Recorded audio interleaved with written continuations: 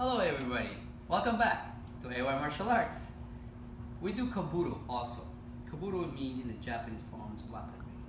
Now, old school of Kobudo is all these weapons, they call them. This one called arnis sticks. Arnis sticks actually is not Japanese, it's more in Filipino style martial arts. They teach a lot of this. And the other thing is, the other stuff where we have for weaponry called Kobudo is Japanese style. So mean example, kama, sai, nunchucks, tento, tunfa, bow staff. Now, this is all formed in Japanese style martial art in Kobudo, they call it. Now, the most of this weaponry is a history from old school times, all the history times they made it. They used to call them tools and farms to how to use it.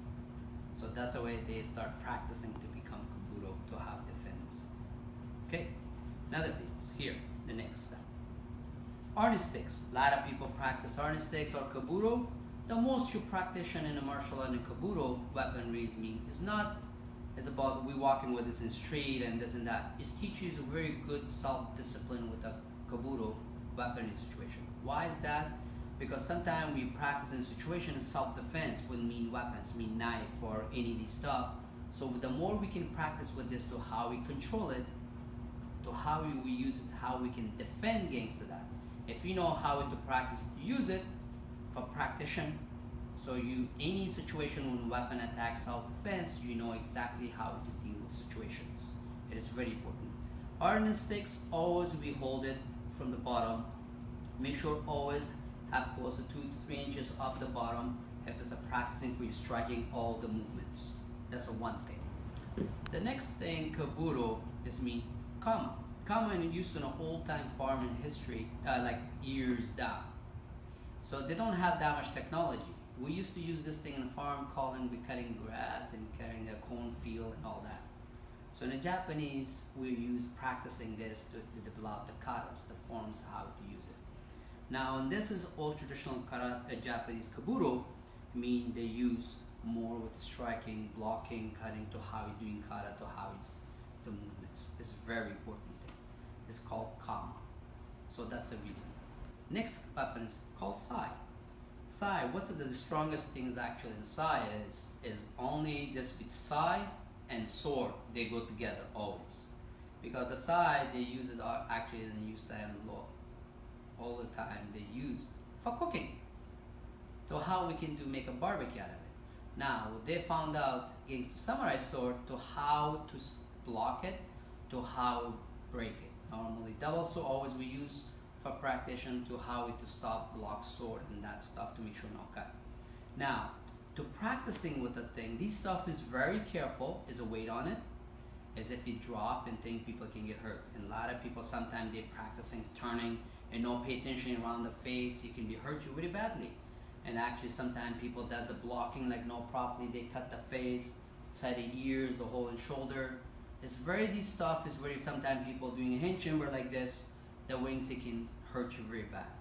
So always you want to practice, make sure to be safe. Now, what a couple basic things. So how you hold a sai holding it like this. It's a very important thing. Every time you're practicing, always the sai stays this way. Do you punch, you block, you turn it. Turning, always you have to be thumb and top. So for that simple stuff, it takes a little bit time to practice. Make sure always watch and listen. Ask your senses question how I should do practicing these things. Whatever Kobudo part you're running and learning points. So everything you have a new weapon you're starting, ask them to how do I can make it much better. Tonfa is a very important thing. The form is this, to how to practice. With this thing, I found so many things. A lot of people, they hurt themselves if they don't pay attention in spinning. Now example that mean, they hit themselves below the belt, and they hit himself in the elbow and the face. And that stuff very common. Sometimes people hit themselves in the shin and that hurts. So what do you do tonfa practicing? Always keeping your elbow tight and your fist tight properly. And the other thing, tonfa, sai, measurement these things very important. Make sure everything you have these weapons line up to your elbow. Base individual. Some people have a wrong forearm reach, so mean you need a longer tonfa. So to practicing spinning all that stuff, it is very important to practice properly.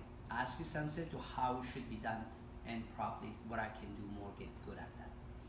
Tonfa they used to use in the old time, they call them grounding rights. And the law enforcement used to use this for a long time to how the situation happened to push back any fighting or anything pushing and stuff like that. Nunchucks. My favorite stuff. I love all the weapons, by the way. Nunchucks make me more impressive with learning and practicing actually, because my first martial art hero was Bruce Lee. And that will make me more interesting to doing this stuff. So nunchuck is a very weapon and stuff you can practice. It's very good. And the forms and stuff, it can give you, don't pay attention, it can give you very bad injuries. What did that mean? It can give you concussion, and you can be broken nose and things because of the spinning. So it's very important with the nunchucks to how you handle the handle or how far or reach or what. This measurement very important. Every time you're practicing nunchuck or stuff, make sure again, ask your sensei to how you do it, and otherwise, so what's gonna happen, you can hurt yourself. So make sure to be safe always. There's a lot of movement in nunchuck. You can do a lot of coordination. Again, coordination make you think lots and focusing helps. It's very important. Tento. Tento means wooden knife. So the more practicing with the how you do knife self-defenses. So example situation, how to poking, to how slashing, stabbing, and all this stuff. Now, all these things is made tools for practicing. So practicing. Now, if you're doing a karate to self-defense and all that stuff, so you can get very good against the knife self-defenses. Practicing is very important parts. So that's the reason. Every time you practice again, be careful. Make sure there are tentos made from wood. Yes. If you drop or fall on top of you, instep your foot and stuff, or sometimes people go fast, you better be practicing a lot of blocks properly. You gotta be quick, because what happens otherwise you get you like this, you can get hurt because little point on it. So outside of that, the best tools to practice all your self-defense against the weapon and knife. That's what we use tento. Bow staff. A lot of people like to do bow staff. It's great. It's great weapons and practitioner. Now, to practicing with a bow, again, like the rest of a Kobudo weaponry, people can get hurt easily if you don't pay attention to your safety. Now, how to practice it, get good at it. So simple stuff you can be very practiced first. Just a simple striking. So Kobudo mean your weapon, your hands forward, so between your hand chamber is right your belt level. Bow staff is not here. The bow staff should be always pointing, the tip of it always facing close to your nose level. So that way keep it. Now, every time you want to practice, so example, so the switching the hand, it is very important to be striking points comes in like that. So this gonna be practicing is very important part. And the other thing is too, if you want to practice, please do not do that bow staff inside a house or in basement. Make sure watch the lights and watch surround you. Make sure watch the paths. Sometimes cats or dogs have it, they runs and you swing around the bow staff and you can hurt somebody. Make sure always keep the measurement, make sure people are far away. Is the best thing. Sometimes you practice outside in the backyard stuff. It's very good. So outside you can practice first to get a hang of it, the spinning. Spinning the bow like this is very good. The more you're controlling your weapon, the more you get good at it. Don't worry, if you don't pay attention, boom, hit your shin. If you don't do properly, go slowly. Happens like blow contact. Very careful. Some more cases, people hit themselves in the head and the face. So what to do? Always you can practice spinning. So a stationary spinning like that you can practice. You can do both hand practice, or sometimes you can walk around. You can be walking around. You can be walking around. You can be turning whatever stuff you want to do. No problem. And or you can be doing a finger practicing like this. So everything is possible. How you maintain your practicing and training, that's the way it works. Always remember, stay safe to how you practice or how to use your blocks. The more guiding, students should be always ask his sensei's questions regarding about your training. Doesn't matter if it's a Kobudo, doesn't matter if it's karate, anything you're training with your sensei, always ask question. What is right? What I need to work on? What I can practice? Something you're practicing, you're not sure. Ask him a question. What I should be more pay attention to this one. I need help with this one. Don't be afraid to ask. Remember, we go to school for a reason, to study, to learn. We go to the same karate class. We look after sensei to make sure guide us and teach us properly. And our sensei has always said, if you have a question, you gotta ask. Don't be shy about it. The more you ask question about regarding form of your training and all that, everything you're progressing very well, understanding and learning. Every form of Kobudo, Kobudo general, all the weaponry in Japanese. Bow staff first. There's so many styles, so many katas, so many things. Example, how you should be doing the bow staff.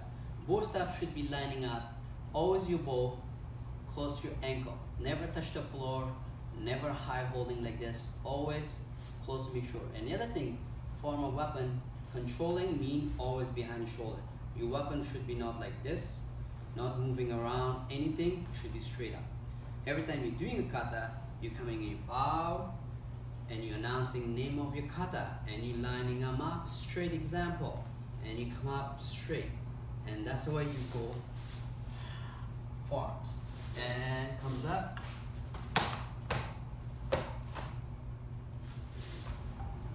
Don't fall. It's very important to be pay attention to practice because we want to avoid the injuries. Practicing just the basic movements, spinning, spinning, always keeping elbow, always keeping tight. Anytime. Do not try to do this close to your face or try to reverse it under anything or close below the belt or the shin. So always you want to practice in katas and stuff. It's very important to practice basics first. Like you're doing the katas. Coming up, going the movements. Anything, make sure something is very important part to keep it stay properly. Don't let them slip out of your hand and doing that kind of stuff. It is very important. Always your thumb first should be beside your arm, hand straight side. Example, if you want to do practicing with side, so first of all, remember a couple things, simple stuff. Holding the side properly, hand chamber is your belt. It is very important. Not here, not hanging there, not hand chamber turning, because be careful, these wings, it can hurt you. So every time if you want to practice, so simple thing from here, straight punch, turning, bringing, chamber. Hit, turning, bringing, chamber. It is very important. Now another thing is, every kata have a rules. So example, always you're holding the side together like this, guiding with the belt, make sure it goes cross right into behind your belt. It's very important. Now, complete the side always to bring your shoulder in chamber properly. Some people does the side like this. Guess what? The moment you bow, boom, fall on your toe. That can get hurt. So practice properly, make sure line them up. Every time you're doing the katas, it starts basically same like this. You're bowing in, you're announcing the name of your katas, and you bring it straight out. Example, you bring it up, double block, whatever how your sensei taught you is very important parts. Is very important parts to be make sure. This thing is very important to be kama. Is to do. So what do you do? Example with kama. First of all, if you want to practice kama, make sure you're learning. Make sure your kama blades not sharp. Because sometimes people sharp stuff they purchase, oh, it look nice and cool. Make sure it's a safety first. Sometimes people does the movements, you can poke yourself or you can cut yourself accidentally, things happens. So for practice, make sure never your weapon should be sharp because just the learning, practicing is very important parts. Now kama is the same thing. Every time, what are the basics, some couple things to practice with? To how we holding it, how we strike, how we movements, it's very important part. Some example, if you're doing a katas, you're coming, whatever your sensei taught you to, how you doing the katas, very important. Very, very, very important to block how to strike, block to how to strike. So the movement is very important. All this thing to how safe, to practice to understand how Kobudo works. Nunchucks. So practicing with nunchucks. Is a nunchucks about everything about how it's spinning, how it movements. Now, it's very important. First thing about nunchucks is to control it, to learning how to do the wrist, up, down, Top down means working on the simple basic stuff to understand it. Now again, remember last I explained to how holding nunchucks is very important. The handle of nunchucks basically this for long reach, middle, shorter distance. The reason based individual arms, how long or what, because if you don't practice properly, pay attention to a handle, if you're holding this, if you do this, this thing comes, gonna hit you right on the face. That's very dangerous. You're not supposed to be. That's the reason, adjust your hand, always practice this. Or you wanna do up and down practice, you wanna spin around, you wanna do all these movements, anything, everything, it is very important part to make sure how you practice properly. Again, I always ask for sensei guiding to what you need to do more to get past it. How we should be practice this. So well, how works this? So first of all, how to explain before, how to hold it, how to do striking straight. Make sure always how it works, using your pinky, most the two finger, that's the more striking points. The top two basically is like a handle holding it, controlling it. There are all these striking movements. So what happens, how you do it, this, how you want to strike it, how you do movements. It is very important to be flexible with this. On sticks, never mind done like strike this way, and do this. There's always coordination practice where you work. And the other thing is two works.